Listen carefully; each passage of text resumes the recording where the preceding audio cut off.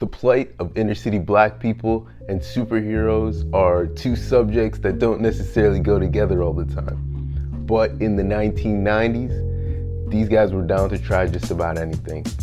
I'm Guapo Jim, and today we're gonna break down the Meteor Man and why this cosmic oldie is a true hidden gem. Before I talk about the Meteor Man, this is a super new channel. Man, them is on the come up, so if you like this video, I'm gonna need you to like this video, comment, subscribe, share, the whole deal. It's the 5-star general. Just do it, man. Like, all support is super appreciated. With that out of the way, let's get it, baby. So, for those of you who don't know or are too young to remember, the Meteor Man, or just Meteor Man from this point on, is a 1993 superhero comedy that was both written and directed by Robert Townsend, the main character in the movie. Super interesting side note, but by predating Blade by about 5 years, this is technically one of, if not the first real true black superhero film. Black Panther fans, y'all have better put some respect on Robert Townsend's name. Like, I'm telling you, like, this guy, if anybody's going to Wakanda, it's this guy right here, all right? Basically, Meteor Man starts us off with the character of Jefferson Reed, who is a teacher living in the hood of Washington, D.C. Kind of a side note, but I always thought it was crazy how D.C. has been written to be like the hood when it's like the capital of the United States, which is one of the most profitable countries in this. And again, enough of that. Back to the story at hand.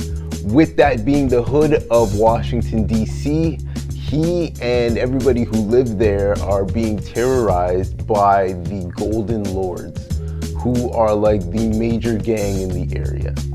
Shortly after trying to be on some heroic shit, Jefferson, he gets licked down and almost killed by this glowing green space rock. With this being a superhero movie, of course, the meteor, it doesn't obliterate him completely, but instead it gives him superpowers. And with these superpowers, Jefferson becomes Meteor Man, the superhero that his hood desperately needed.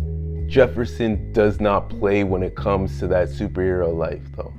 He's out here busting up the bandos and the dope spots, licking up the jack boys, and just overall really trying to help out his community.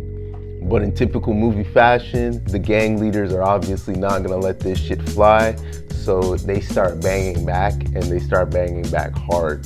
They end up finding out his secret identity, and this of course sets the stage for an epic superhero showdown.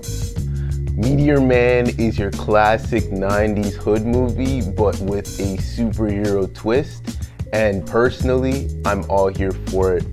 Hood movies, I think, really kind of hit their crescendo in the 90s. Again, you've got like Real Jack City, Boys in the Hood, you know, Don't Be a Menace. Like, I could go on and on. But for me, this one right here was a real, true welcome to it was a welcome addition to the genre is what I'm trying to say. If you're a fan of young heroes who are standing up for their community and doing the right thing, Phantom 2040 would be right up your alley. I actually made a video about that TV show and I left the link for it in the description below. You should check it out. From a production standpoint, this movie, it cost about $20 million. I don't even want to know how much that would be in like 2024 dollars. But I feel like a lot of that budget went strictly into the cast because we had a bunch of famous and notable, you know, big time, I'd say like big time, I don't want to say big time black people, but big time black actors in this film.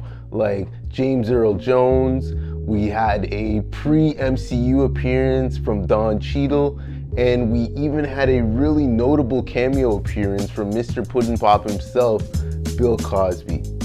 Say what you want to say about him as a person, but movie-wise, especially in the 90s, this guy was impossible to avoid.